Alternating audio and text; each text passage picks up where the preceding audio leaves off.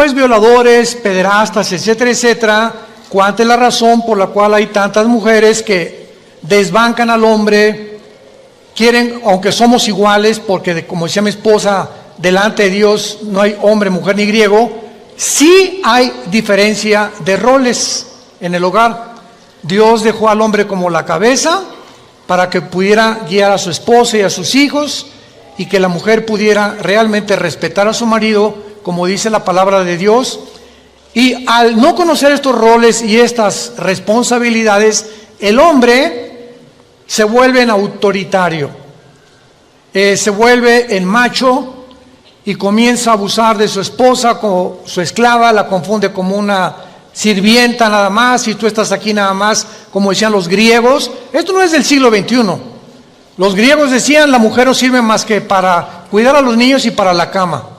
Esa era la filosofía de los griegos. Entonces estamos enfrentando problemas sociales que vuelven otra vez a ser desenterrados por Satanás, porque él es el autor del robo, de la muerte, de la violación y de todo lo que existe, y comenzar a dividir la familia, que ese es su propósito principal: crear odio del hombre a la mujer, y que la mujer comience a ser envenenada creyendo que realmente los hombres son los culpables, cuando detrás de todo esto se encuentran poderes de las tinieblas, y lo único que va a proteger a nuestras hijas y a nuestros hijos es la oración de nosotros y nuestro testimonio. Cuando los hijos ven que tu matrimonio no es lo que ellos esperan que sea y quieren tener un matrimonio igual, se decepcionan los hijos. Cuando el papá no ama a la esposa y los hijos ven que la esposa no ama al esposo, se dan cuenta que tu matrimonio es una farsa y que tu cristianismo no funciona. Y los hijos crecen inseguros y comienzan a ser abusados, ¿verdad?, por la falta de protección de la oración de los padres. Dice la Biblia que cuando los padres oramos por nuestros hijos, la oración es lo único que los protege y que los cubre con la sangre de Cristo. Y cuando olvidamos que eso es lo más importante, como decía mi esposa, adoctrinarlos, enseñarles la Biblia, mostrarles cómo pueden defenderse espiritualmente. Un muchacho que ora en la mañana: Padre, en el nombre de Jesús soy tu hija, soy tu hijo, y me librarás del lazo del cazador, de la peste destructora. Tú cuidarás mi vida, cuídame en el camino, cuídame en el camión de hombres perversos, etcétera, etcétera. Dios contesta la oración. Eso es lo que tenemos que enseñarles a nuestros hijos: saber cómo orar y cómo usar las armas espirituales para poder deshacer los instrumentos de Satanás. En 1 Pedro capítulo 1, dice el versículo 13 en adelante, y quiero que esto sea la base de esta conferencia, de esta serie, la dimensión invisible de Dios. Por tanto, ceñid los lomos de vuestro entendimiento. Voy a ir despacito. Esta frase, ceñid los lomos, se encuentra continuamente en el original griego, y es una frase que en español como que, ¿qué significa ceñid los lomos? Entonces, esto significa que determinemos ya, que apretemos como apretamos el cinturón para sostener nuestros pantalones, que ya determinemos en nuestra mente entender la santidad. Entender la santidad. Es lo que significa ceñid vuestros lomos. Ya, por favor, aprieten su mente, firme tus convicciones, sean sobrios y esperen por completo en la gracia que se os traerá cuando Cristo sea manifestado. Esto es importante. No van a acabar las violaciones, no van a acabar la prostitución, no va a acabar la pobreza, no van a acabar las depravaciones sexuales, no van a acabar las guerras. Dios no nos envió a este mundo a cambiar completamente la sociedad, sino a detener el flujo y la fuerza de la maldad. Por eso se nos llama la sal de la tierra. Pero no vamos a acabar nosotros con la maldad. Hasta que Cristo regrese, Él va a acabar con la maldad. Mientras estemos en este mundo, vamos a enfrentar maldad. Y la maldad, dice Mateo 24:12, va a aumentar, por lo cual el amor se va a enfriar. ¿Saben qué es lo que se enfría? El amor por las almas. Ya los cristianos no van a tener amor por las almas, ni le van a querer hablar a nadie de Cristo, cuando es el Evangelio el instrumento que Dios nos ha dado para cambiar realmente la sociedad, porque hasta que los hombres que nos escuchan ahorita no entiendan que Cristo pagó por ellos en la cruz y no inviten a Cristo como su Salvador, un hombre ni una mujer van a cambiar. Lo único que cambia es el nuevo nacimiento. Y fuera de eso, perverso es el corazón y engañoso más que todas las cosas. Hay un animal con el cual nacimos, que la Biblia le llama pecado, y que ahí está, los cristianos nos damos cuenta cada día que pasa y crecemos en Cristo más y más, que cuando ese animal que traemos de nosotros, aún los cristianos lo seguimos trayendo. Por ejemplo, tú tómate 2 o 3 copas de más, o trata de usar alguna droga, le abres la jaula al animal. Y te das cuenta con 2 o 3 copas, o con una droga, que ya no haces, ni piensas, ni hablas como una persona normal. Y vas a hacer cosas que nunca harías en tus 5 sentidos.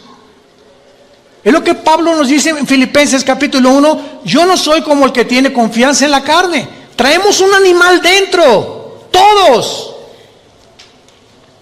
Unos ya lo han domado, unos lo tienen enjaulado, unos lo tiene, el Espíritu Santo nos fue dado para ese animal poderlo amarrar y que no lo dejemos suelto, porque viene la anarquía. Es como un caballo salvaje que lo deja suelto y que sale, ¿verdad? Hay que meterle el freno al caballo, causarle dolor al caballo para que el caballo responda. Esto es lo que Pedro nos quiere decir: aprieten ya los lomos de vuestro entendimiento, sean sobrios y esperen.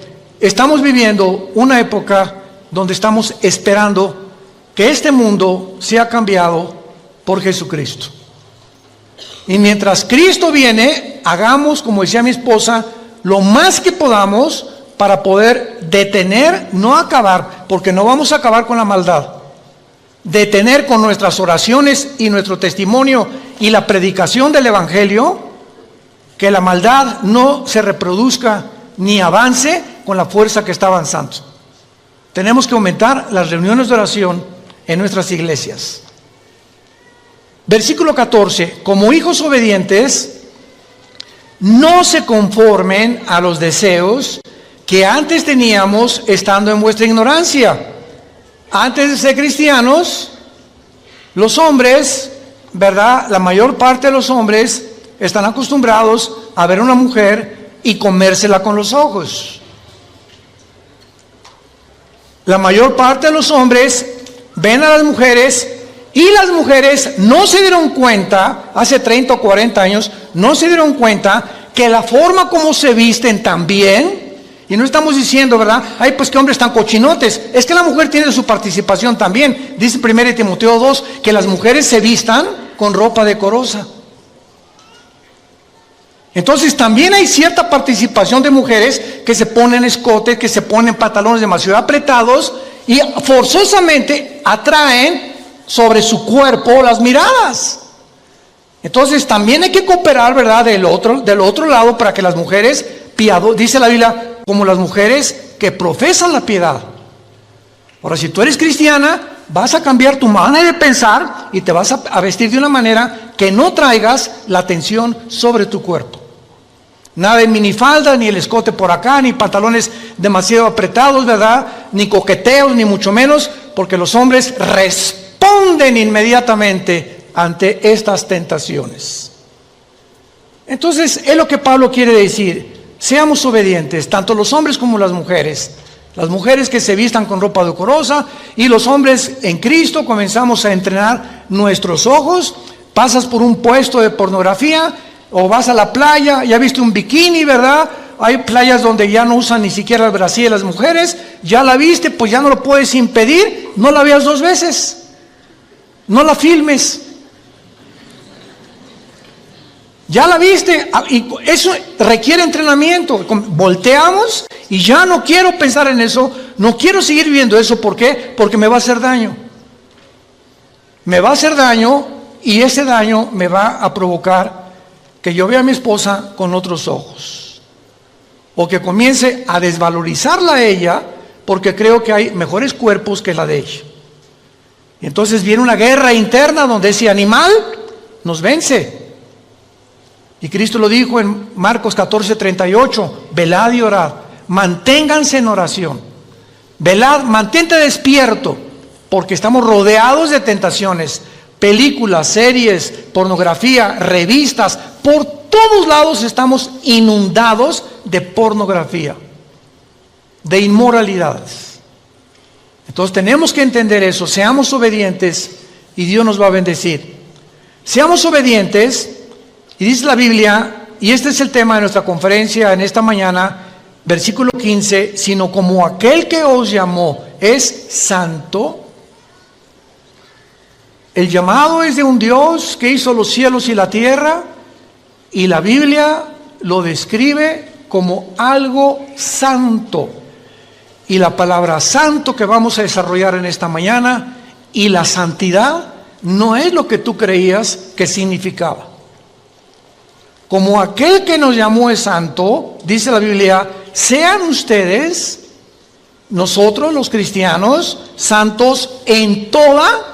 Cuando te levantes, sé santo. Cuando te bañes, sé santo.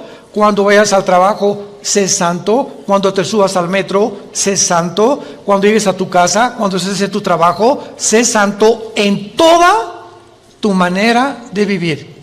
Y cuando comprendamos por qué Dios anhela que nosotros comprendamos por qué Él es santo y por qué debemos ser santos, va a cambiar radicalmente nuestra vida, como he orado en esta mañana que lo haga. Y el versículo 17 dice, y si invocamos por Padre a aquel que sin acepción de personas juzga según la obra de cada uno, condúzcanse en temor todo el tiempo de vuestra peregrinación, sabiendo, recordando que el precio que se pagó por nosotros fue la sangre de Jesucristo.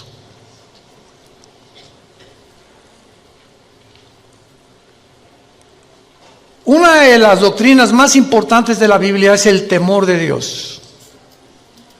Me costó a mí mucho trabajo comprenderlo hace muchos años.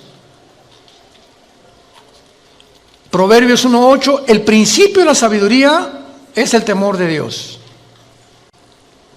Capítulo 2 de Proverbios, hijo mío, guarda mis mandamientos, atesóralos en tu corazón, búscalos más que el oro y que la plata, porque entonces entenderás el temor de Dios. Entonces vemos que esa frase, el temor de Dios, comenzamos a pensar que Dios nos manda que tengamos miedo de Él, ¿no es verdad? Porque cuando dice el temor de Dios es el principio para que comencemos a tener decisiones sabias en la vida, tenemos que entender el temor de Dios relacionado con la santidad. Entonces hay dos frases diferentes porque en el hebreo y en el griego, en el original, son diferentes. Una cosa es tenerle miedo a Dios y otra cosa es tener el temor de Dios. Síganme con mucho cuidado. Las personas que le tienen miedo a Dios se alejan de Él porque tienen miedo de Dios. Y las personas que tienen temor de Dios se acercan a Él porque conocen su carácter y saben que no pueden andarse ni salirse con la suya, y que Dios nos ve desde que nos levantamos hasta que nos acostamos, lo que pensamos, qué hacemos, qué meditamos, qué libros leemos. Él tiene un monitoreo de nosotros, de los billones de personas que habitamos ahorita el planeta, que somos como 7.500 millones de habitantes. A cada persona Dios la tiene monitoreada, y vas en el metro y sabes lo que va pensando Chencho, lo que va pensando Chabelita en el metro de Suecia, lo que está pensando en Inglaterra. Es impresionante y no nos sorprenda. Ahorita la computadora más grande del mundo, que la tienen los chinos, hace millones de cálculos en un segundo.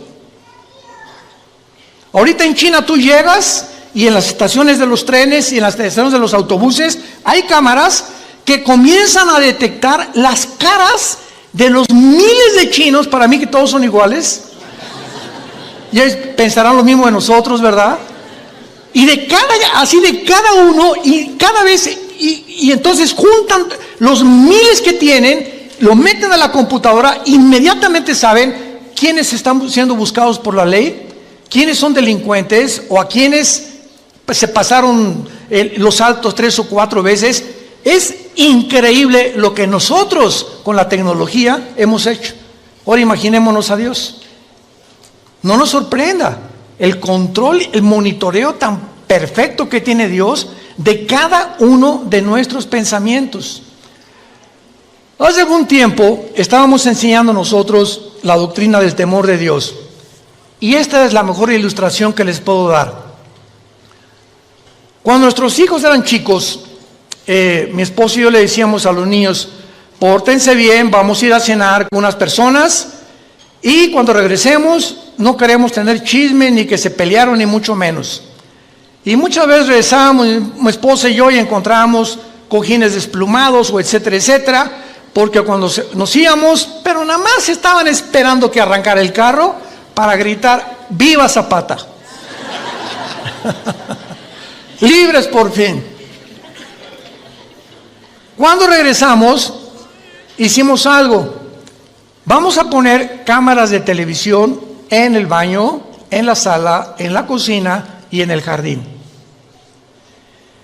Cuando nosotros regresamos, parecían San Clotilde y San Carmelita, nuestros hijos.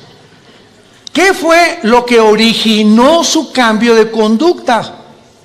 El sentirse vigilados.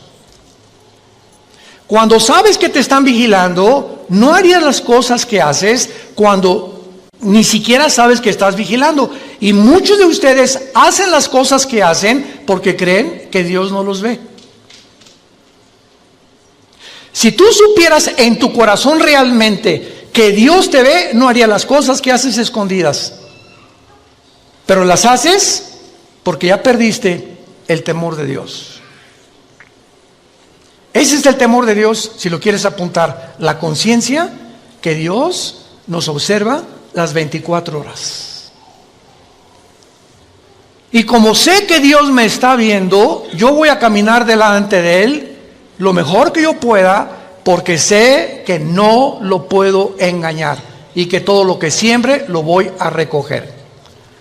Ahora, muy bien, este concepto del temor de Dios y de la santidad de Dios, desgraciadamente la religión popular comenzó a promulgar que la Iglesia, me refiero al Vaticano desde luego, tenía o se podía adjudicar el derecho de hacer santas a las personas. Y entonces, a través de muchos siglos, se moría una persona, se llamaba Carlos, y entonces Carlos fue o monje o fue monjita Clotilde, etcétera, etcétera, y se investigaba que hiciera milagros, entre comillas, quién sabe si son o no son, y entonces la Iglesia determinaba santificarlo o beatificarlo. La Iglesia se adjudicó el derecho de ella determinar quiénes son santos y quiénes no son santos. En otras palabras, nosotros vamos a declarar santos a los que nunca rompieron ni un plato, o los que consideramos, aunque no los observábamos día y noche, ni sabíamos lo que se hacía en el convento. Simplemente entre Madrid y otro convento en España encontraron más de 100 fetos, entre el convento de monjitas y el de los hombres, los monasterios de los hombres. ¿Por qué? Porque hacían túneles y se metían como los topos, rascándole con las monjitas. Y las monjitas se embarazaban, nadie sabía, ni la madre superiora, y enterraban y abortaban. ¿Por qué? Porque se prohibió que se casaran. Porque para poder servir a Dios tienes que encerrarte en un lugar y nunca casarte. El voto del celibato sacerdotal. Todas estas barbaridades que ya cuando venimos a la Biblia las comenzamos a comprender. Venimos a la Biblia y encontramos en la primera carta a los Corintios, en la segunda carta a los Corintios, en el libro de Éfeso, en el libro de Filipenses, de Colosenses, de Gálatas, todas las cartas comienzan: Pablo a los santos de Corintio, Pablo a los santos de Éfeso, Pablo a los santos. Vemos en la Biblia que Dios declara santos a los que han invitado a Jesucristo como su Salvador. Y la palabra santo, por el amor de Dios, apúntala en el original hebreo y en el original griego. En el hebreo es la palabra kadosh, con Q de queso, kadosh. Y en el griego es la palabra que se usó para poder decir agios, agios con H y G de gárgara. Kadosh en el hebreo, agios en el griego. Y tanto en el hebreo como en el griego, la palabra santo nunca significa bueno. ¿Qué es el concepto que tenemos? Ahí te crees muy santito, ¿verdad? O sea, te crees muy bueno. La palabra santo no significa eso. La palabra santo, apúntalo, significa separado, apartado para servir a Dios. Cuando Dios nos dice, sean santos porque yo soy santo, tenía Dios que enseñarlo desde el principio con el pueblo de Israel. Dios agarró al pueblo de Israel y se lo trajo a un monte que se llama el Sinaí. Ahí en el monte Sinaí le dijo a Moisés: sube tú nada más allá arriba a la punta conmigo. Después subió Josué y al pueblo le dijo Dios que se queden a la mitad, porque el que se acerque a la montaña muere. Y comienza Dios a asociar la santidad con la muerte. En otras palabras, ustedes tienen que entender que yo soy una entidad, el Dios de la Biblia no es igual a ninguno de nosotros, ni a los ángeles, ni a los querubines, ni a los serafines. Es algo completamente separado de todo lo que Él creó. Y por ser tan diferente de todos nosotros y de todo lo que Él creó, sus pensamientos no son iguales a los nuestros. Las cosas que Él hace no son las cosas que nosotros hacemos. Son un abismo de diferencia entre las dos, entre la santidad de Dios y el pueblo que somos nosotros.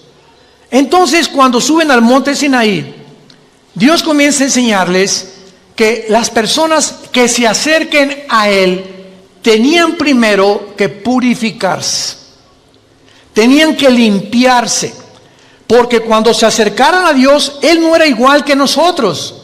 Dios tenía que hacernos entender que somos pecadores, que tenemos maldad, que tenemos un animal dentro, y que antes de que yo me acerque a Dios, necesito decirle: Señor, 1 de Juan 1, 8 y 9, si confesamos nuestros pecados, Él es fiel y Él es justo para limpiarnos de toda maldad.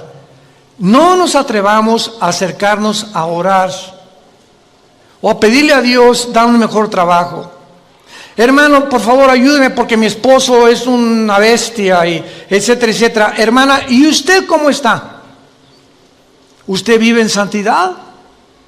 ¿Usted está cerca de Dios? Porque usted me viene a decir que su esposo es esto y el otro, pero me importa a usted, porque es la tendencia de nosotros primero tratar de arreglar la vida de los demás cuando nuestra propia vida está de cabeza.